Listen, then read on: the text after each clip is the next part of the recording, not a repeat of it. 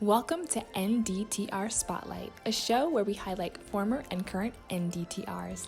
And NDTR, if you don't know, stands for Nutritionist Diet Technician Registered. They also go by the credential DTR, which stands for Diet Technician Registered.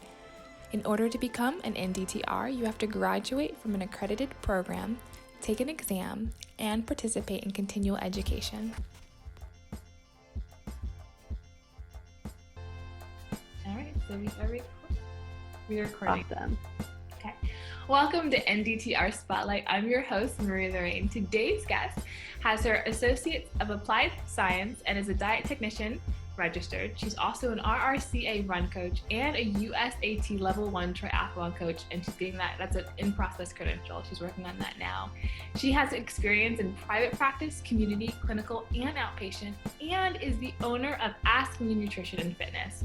So yes, she's doing a lot of things and she's super ambitious. And just to show that ambition, she was recently recognized as NDTR of the Year for the Northeast region. And so if this sounds familiar to you, on our Instagram in October, we posted a video of this DTR spotlighting on her award, and we got a lot of feedback, and now we have the opportunity to sit down and talk with her. So this is an interview to watch. If you saw that, you're interested in the award she received or what she's doing as a private practice nutritionist, and all of these extra credentials that she has. So let's get into this. Priscilla, how are you? I'm great. How are you? I'm good. Thank you so much for coming and gracing us with your presence. Congratulations on your award. Thank you so much, and thank you so much for having me. I'm so excited to be a part of your project. Thank you. So let's start. Why did you decide to become a diet technician registered? That is a great question. So I actually started as a nursing major, but I've been a lifelong runner, and as an adult, I started to recognize kind of the connection between what I was eating and how I was feeling when I was running, or even how I just performed day to day. And so, I became more interested in nutrition as it relates to performance. And so that really felt like a natural transition. I got a summer job as an aide at a rehabilitation center, and it didn't quite fit the way that I thought it would. And so it was a natural transition because I knew that I wanted to work in the medical field in some setting, and nutrition was something that I had found I was very passionate about with regards to performance. So I found my path and my passion there to study nutrition and make it a career. I love that. So what made you decide the DTR credential as opposed to the dietitian credential? In the beginning, it was supposed to be a stepping stone.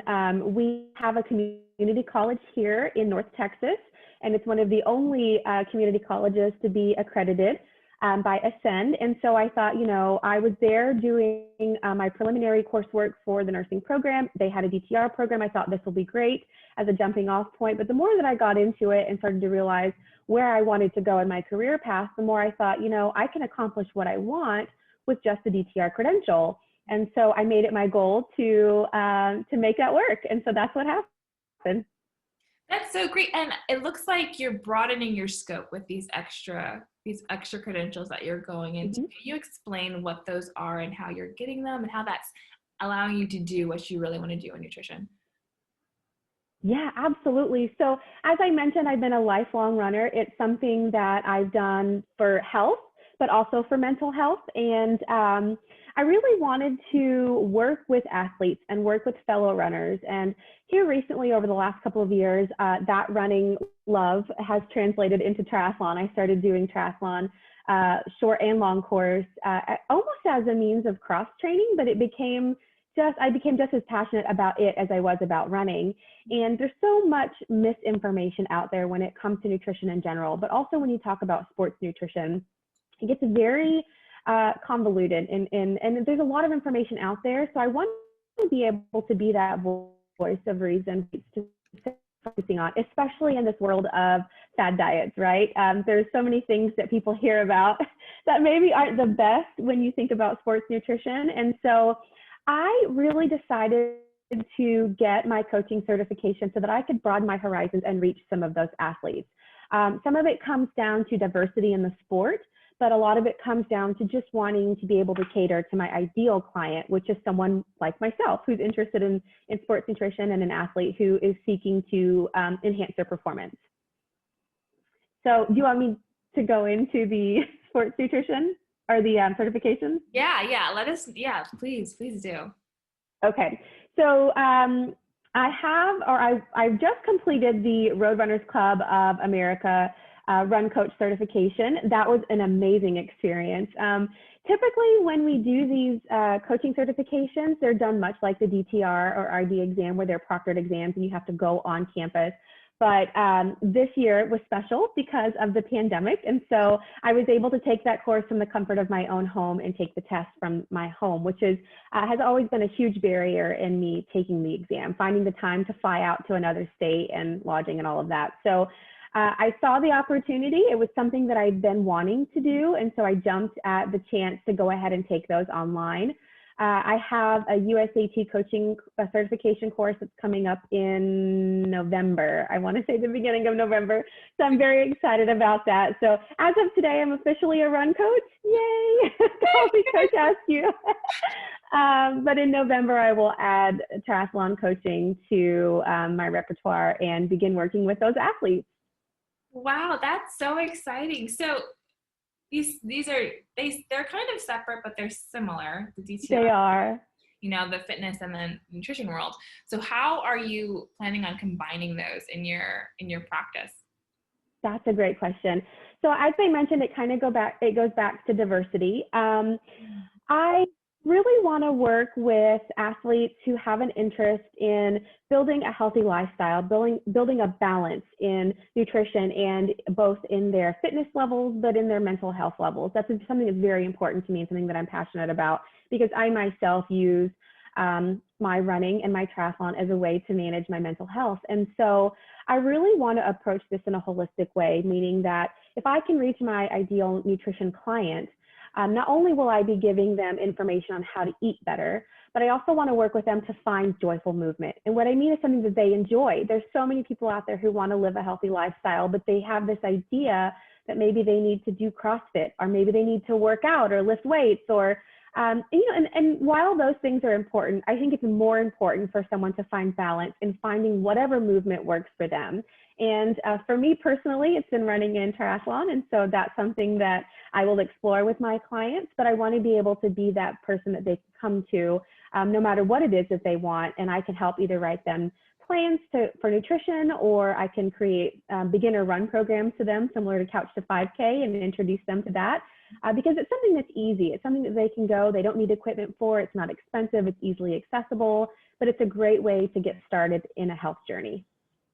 Yeah, I love that you have that focus on the mental health as well, and the accessibility of exercising, because that's such a huge component for like just muscle health and just overall health. And it's so good that you're able to combine those two in your practice. And so specifically to that, when did you start, and how was the process of starting your Ask New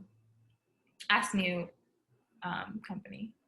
Yeah, so it's an interesting pathway. I think my career in general is an interesting pathway in that I haven't taken the same pathway that most RDs or DTRs have.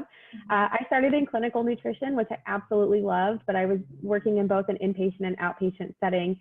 And I found that in the outpatient setting, we had group classes. So we would do group community nutrition classes, or we would host, weight loss programs for pediatric patients. And I really enjoyed that setting. I really enjoyed working with groups of people, but more importantly, I enjoyed working with the community.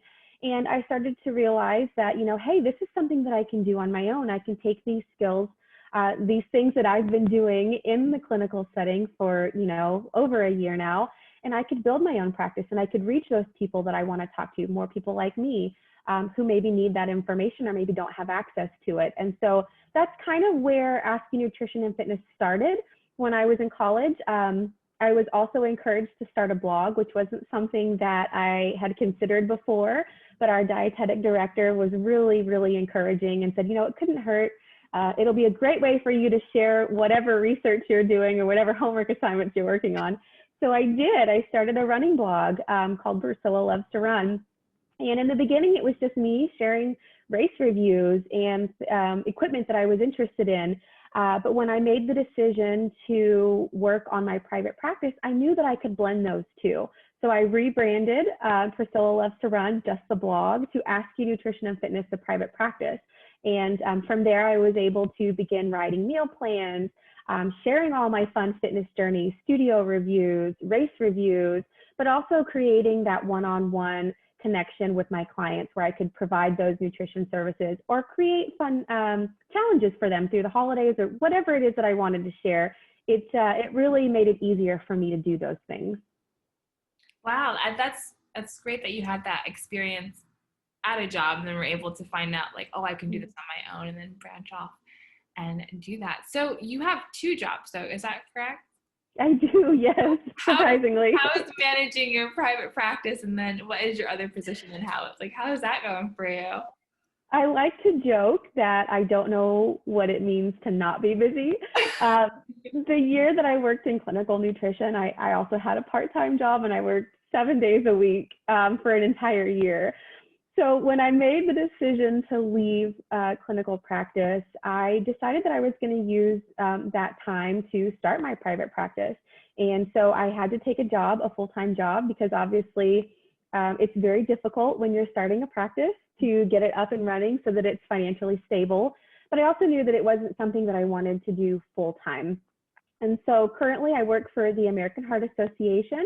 I'm the Director of Business Development for the Heart Challenge Dallas Division, where we oversee the Heart Walk. Many of you are probably familiar with that. It's synonymous with the American Heart Association because it's the biggest walk in the nation, I like to say. I'm very proud of that. So I knew that I wanted to work in a setting that was conducive to nutrition. So that was, focused on health and nutrition and outcomes that were related to what I was going to be doing in my private practice. So that way I was surrounded by it every day. And that may not have been a clinical setting anymore, but I still wanted to be involved in community nutrition. So having a full-time job at the American Heart Association allows me to, make the money that I need to support myself and my family.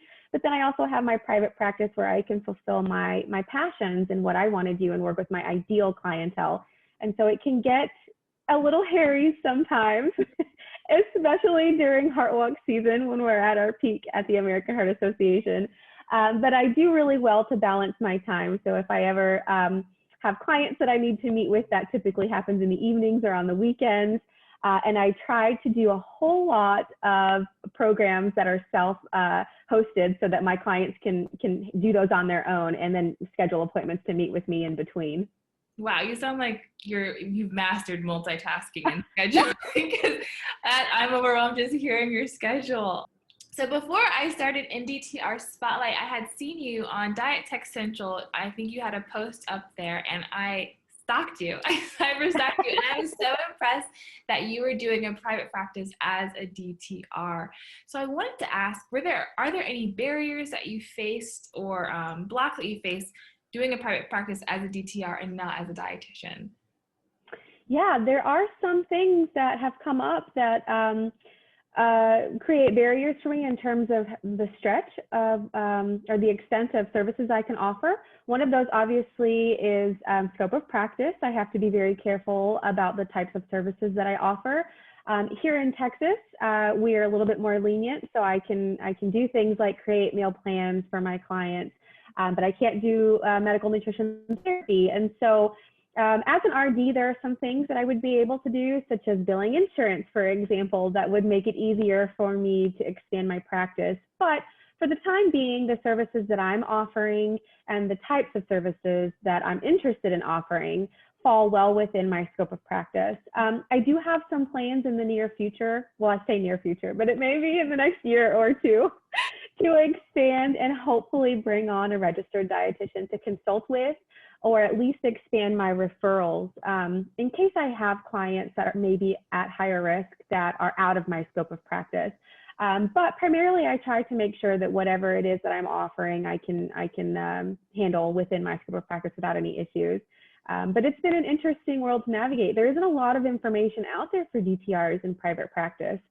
Almost everything that I found or any research that I had done or contacts that I made were registered dietitians. And so in the beginning, it was confusing for me because I didn't understand what I could and couldn't do. But the more I dove in and the more I did research and the more I went back to the Academy for information with regards to regulations, the more I realized this is definitely something I can do. I just need to maybe handle it with kid gloves and make sure that I'm staying within my scope. But it's completely doable. Yes. So you kind of touched on a little bit of the things that you are doing in your private practice, but relating it back to this question. So what can you do for someone who's a DTR who's thinking about doing a private practice? What can they do, or what do you, based on their scope of?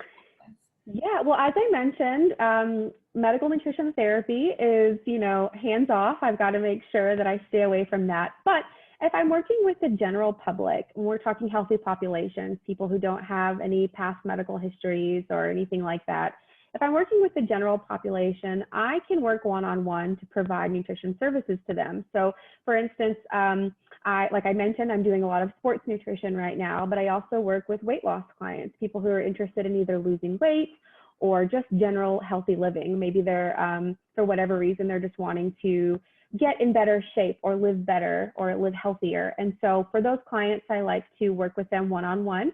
I create meal plans and I offer those both on a standard, kind of one-size-fits-all platform, but I also have customized meal plans that I offer to them depending on what it is that they're interested in. So if I have an athlete who has a big goal, like say an Ironman or a marathon, I can work with them to make sure that they're meeting their nutritional needs in that realm. So I try to stick to those things because I know that they're safe. They're also areas of my personal interest. But I have yet to get into anything like gut health or allergies because right now it's just not something that I feel that I need in my practice or that it's in my scope. Yeah, I think that's great what you're doing. And I think that's one of the reasons why DTRs are so important, because what you're doing, people can go to like a nutritionist who got a certification offline and have all this not evidence-based research or information, but they can now come to you with a proper credential and proper knowledge, and you can actually help them reach their goals in a healthy and safe way. So I think that's great. And that's a really beneficial component of the DTR credential. Yeah, I think so. Yeah. So what kind of continual education have you done to keep your certification current? Well, aside from just the general like continuing education that's required, I'm kind of a nerd when it comes to sports nutrition. Because I'm not an RD, obviously I can't become a certified sports RD. And so any avenue that I have to learn more about the world of sports nutrition, I jump on 100%. So whether that's continuing education from the academy, so whether it's webinars or coursework, or there are some RDs who have written programs specifically around sports nutrition, I try to seek those out and take those courses, whatever they may be. And I really just try to learn as much as I can on an ongoing basis. In addition to that, getting these other coaching certifications or licenses to do things like coach running, they cover a bit of nutrition in there, but it's for the most part, it's things that we've already gone over that I learned in college, but they're great for refreshers. And so it's great when I think about how I'm going to practice nutrition in relation to whatever else it is that I'm doing, whether that's triathlon or running or weight loss, whatever it is. But really just making sure that I'm continuing to, read current research and stay up to date, whatever that looks like, and continuously making sure that I have scientific evidence-based recommendations for my clients, as opposed to Dr. Google. Yeah. Yeah. Those are great resources or ways to keep up with information. So switching gears a little bit, we were talking a lot about your private practice, but you do have a full-time job, as you mentioned before. And I know sometimes the job search can be very difficult for DTRs. So how did you go about finding this job in working with the American Heart Association? Oh gosh, it was by sheer luck, but also by divine fate. So I had mentioned before that I have a bit of an unconventional career path, and that's mostly because when I was in college, I needed to work full time. And when you're doing a dietetic internship, it really is all consuming. You are at that intern site day in and day out, 8 hours a day, or sometimes you've got to do coursework after that. And so I had to maintain a full-time job. And I found a really great administrative role with a company that I was able to grow with. I started in customer service, and I went all the way up to becoming the executive assistant for the CEO and the founder of the company. So when I graduated, I didn't want to lose sight of that. I wanted to stay with a company that I knew that was safe, but I knew that I needed to get into the field of nutrition. And so luckily, I got a job at one of my intern sites that I was working in clinical nutrition. They hired me on full time. And I didn't want to quit the job that I had. so I ended up working two full-time jobs, and I was able to get the experience as an administrative role that helped me get in at the American Heart Association. In addition, when I decided to kind of make my shift and start my private practice, I was really into running and into races and into all of that stuff. And I got a part-time job, not at the same time as my 2 full-time jobs. After I quit one, I got a part-time job for a sports company called Noon Hydration, and they provide a sports drink. And they needed people to go out to races and talk to athletes about proper hydration and obviously about their products. And so I got a lot of experience around event coordination and event activations when as it pertains to like a product. And so with that experience, I happened to just stumble upon an opening at the American Heart Association, which is an organization that has been very near and dear to my heart. As I have family who's suffered strokes and heart disease and all of that, which I'm sure most of us can relate to.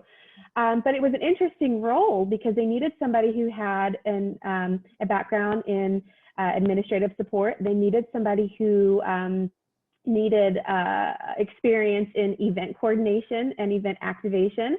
They wanted somebody who knew a little bit about heart health or at least general nutrition or healthy living knowledge. And I had all of those things. And in my interview, as a matter of fact, they even admitted that it was kind of an unconventional role, but it just fell into my lap. And it was almost destiny that, I checked all the boxes.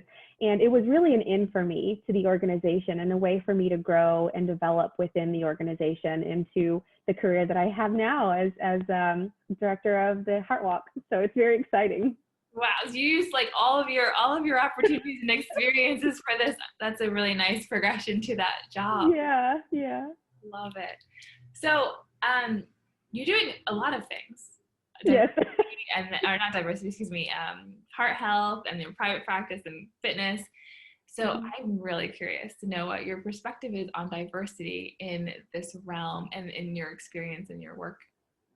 Yeah, that I thought so much about it. It's obviously been a hot topic this year, and I know the Academy has done a lot to address it the best they can. But I like to approach it not necessarily from a practitioner perspective, but from a clientele perspective. And I say that for 2 reasons. One, because I feel like in my practice, I'm working with athletes. I'm working with, triathletes and runners alike. But when you look at those sports and you look at the lack of diversity in those sports, I can give you a good example. Running, I think in the last survey that was done, runners were 85% white, and I want to say less than 5% Hispanic and African American. But when you look at the surveys that are done with regard to top sports, running and jogging are top among the African American and Hispanic community. And so triathlon is the same. Historically, it's been really difficult to get minorities and women involved in the sport of triathlon because it's very difficult. It's very time consuming. You're dealing with 3 sports versus 1 and equipment for 3 sports versus 1. So it can get very, very expensive. So for my part, from a practitioner perspective, I have tried to take a grassroots approach in helping create diversity in the sport and therefore creating diversity among my clientele in sports nutrition. So I work with a lot of nonprofits, or I have in the past, that aim to kind of close some of those gaps. Women for Tri is one of those organizations. It's a nonprofit sector of the Ironman organization, and they specifically seek to increase women in the sport of triathlon by breaking down barriers around and creating support systems, providing grants to tri clubs to bring women in. I recently did my run coach certification, and I was awarded a scholarship as a woman of color, and I worked with an organization called the All Women's Run Panel Vanessa, who started that, is an amazing human being. And she's doing the same thing. She's looking to increase the amount of leadership in the sport of running, so that that will translate then to diversity in the sport. We need more leadership. We need more people of color, so that, you know, little girls out there will see leaders, strong female women of color, and feel like these are things that are achievable to them. So as I mentioned, I try to take a holistic approach in my practice. It's not just about nutrition, it's about healthy living, and that includes becoming active and finding ways to be active. In my opinion, I love running and triathlon, and so you know, I want to help create diversity in those areas, and therefore creating access to nutrition in that same way. And so it's kind of a holistic approach for me and a grassroots effort. I think that makes me so happy, because I know in minority groups, exercising can be like that's not for me, or like swimming for, say, Black people, it's like my hair is gonna get messed up, or like I don't have a bike. I didn't grow up in a neighborhood where I could just ride, you know, if they're in a lower income area. So that is such a good cause, and I believe that'll like help decrease all of the higher rates of diseases and those morbidities in that population with the exercise. So I love that you're doing that. Oh my gosh. So that's so exciting. Okay, 2 more questions before we close out. I wanted to ask, just because of your busy schedule and your multitasking, I feel like you have really good tips on studying for the DTR exam. I don't know how long ago it was for you, but can you shine some light on how you studied and how you managed that, what you used, and any tips you have for people who are about to take the test? Yes, it was a very overwhelming experience for me.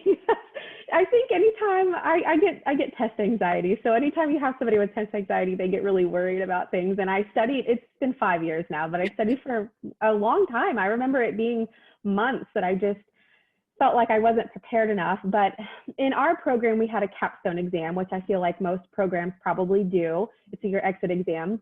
And I think our program directors did an amazing job at preparing us both for the capstone and for the DTR exam, because our final assignment was to create a study guide. And it was essentially this giant 3-ring binder that was filled with all the information that we needed to know to pass the capstone exam and therefore the DTR exam. And I mean, I carried this thing around in my backpack, and it must have weighed 20 pounds. It had flashcards, it had all the things I needed. And so I had that as a resource to study day in and day out, along with my flashcards. But they also provided us with access to a software called Visual Veggies, which is essentially just a study software for RDs and DTRs to pass their exams. And it was at no cost to us. So it was a combination of having my required study guide that we made in class and the access to the Visual Veggies that really made me feel like confident that I could do this. I feel confident in knowing that I've got all my bases covered. And it's a lot of information. It can feel really overwhelming. But, you know, just making sure that I had enough time and access to these things, I think really made me successful. Wow, you sounded like you were really prepared. Did you pass in the first try, or? I did pass on the first try. I didn't do as well as I'd hoped, or I had forecasted, but I passed, and that's all that matters. Yeah, as long as you're over that 25, I think you're fine. Yeah. Okay, you shared a lot of really good information and some resources. Do you want to just recircle back around there, and any resources that you want to highlight now at the end of this interview for people to follow? Yeah, obviously I want to promote all of the nonprofits that I talked about. So I have to plug the American Heart Association if you guys are interested. If anybody's interested in getting involved in their local American Heart Association or involved with their local Heart Walk, you can visit heart.org. That's a really big one. As a nutrition entrepreneur, it was also really difficult for me to find people and resources. And so I feel like if you're a part of the Academy in Nutrition and Dietetics and you're interested in becoming either a private practice RD or DTR, definitely join the Nutrition Entrepreneurs Dietetic Practice Group. You can visit scandpg.org, but it is a world of resources and knowledge, and it was primarily what helped me open my private practice and get started. The other one I mentioned, I think, was Women for Tri. So if you're someone who's interested in triathlon or somebody who's interested in learning about triathlon, Women for Tri is a fantastic organization. It's a nonprofit that gives back to the community, including scholarships and grants. I would highly recommend visiting them. And then also the all women's run panel that I mentioned, who seeks to increase leadership in people of color in the run community. And I think that website is VCPM. I'll have to go back and check that one. But yeah, VCPM.com. And so I absolutely love working with nonprofits, but I think it's really important as a DTR specifically to have resources and access to what we can do. I really feel like the possibilities for us are endless. You really just have to get creative and be willing to think outside of the box. So getting involved with the Academy is, or more specifically, getting involved with the dietetic practice groups. There's SCAN DPG, which is specifically for sports nutrition, cardiovascular health, and all of that. It's a great resource. There's always a lot of free handouts that I love that you can download, or some that you can, just use if you want to do nutrition one-on-ones, and you can give it to your clients. But utilizing those dietetic practice groups as resources have been amazing for me, and I would highly recommend anybody check them out. That is a good list of resources. Those are all linked down below, so you can click away at them, and I'll also put some of them on our website, ndtrspotlight.com. And I totally forgot. We have to, before we end this interview, we have to ask about your award that you got. How was the process of being nominated and getting it? And please share that experience with us. Yeah, the nomination took me by surprise. So you actually don't have to be nominated. You can nominate yourself, which I think is phenomenal. But if you wish to nominate someone else, you can definitely do that through the Academy. I think each region probably has openings at different times of the year, but I would check with your local region Academy branch to find out when yours is. The process itself is a little bit lengthy. You do have to have letters of recommendation. I had to have one from an employer. I had to have one from, I think it was a personal referral. And it's a little bit lengthy, but I feel like it's completely worth it, especially because, we don't necessarily always know what's available to us as DTRs. There's not a whole lot of marketing out there about the credential. There's not a lot of awareness. One thing I really want to do is increase awareness throughout the Academy and throughout our peers about what we can do and what's offered to us. And I think awards like these help shine spotlight on DTRs who are doing it and thinking outside of the box or making successful careers that may not be necessarily conventional, or even those that are conventional. There may be jobs out there for DTRs that we thought are unachievable because of the credential, or maybe lack of the DTR credential, that we can have part in. And I think it's important for awards like these to shine light on those DTRs. That was so well said. And after learning about your award, I reached out to a couple states, not too many, I think 5, Pennsylvania, I don't remember all of them, but all of them said they didn't have a nomination for this year. So it's definitely something, like you said, to allow people to know more about us and, to take advantage of. So thank you for absolutely. And then, so anything else you want to touch on or talk about before we close out this interview? I just want to encourage all DTRs out there to get involved in their community. If you're not interested in joining the Academy, that's fine, but definitely look for peers in your area to connect with. DTRs and RDs alike. I feel like there has not been an RD that I've connected with that has not been willing to share their knowledge with me and their experience with me, whether it be in private practice or in whatever setting, in whatever capacity. I think it's really important that we all connect with each other and we utilize our knowledge collectively. And so one thing that I would share is the power of networking. I think it's so important for us to get out there. And this isn't something that I realized at the beginning of my career, but social media is a very powerful tool. Websites like LinkedIn and Facebook have become really powerful areas of networking for me. And I've met some of the most amazing DTRs in those areas. I have DTRs like yourself who have reached out to me on LinkedIn and said, hey, I've never met anybody who started a private practice. What does that look like? Or, I have a project coming up. Can I ask you some questions? And I just think it's about awareness. And I think networking is the beginning of that, creating awareness by creating networking connections. And so I would highly encourage other people to reach out, even if it's a stranger, and just send an email and say, hey, so great to meet you virtually. Can we chat? I know I personally love to do that. And I love having those conversations because you just learn so much. And I can 100% attest to that because I reached out to Priscilla on LinkedIn and she responded. And I reached out to her on Instagram. I was like, I want her on this spotlight. And she was so wonderful and so sweet. So that's great advice. So thank you everyone for watching this interview. Make sure to find Priscilla online. She is everywhere. She has a website, askanewnutritionandfitness.com. And she's on Instagram, Twitter, Facebook, and Pinterest.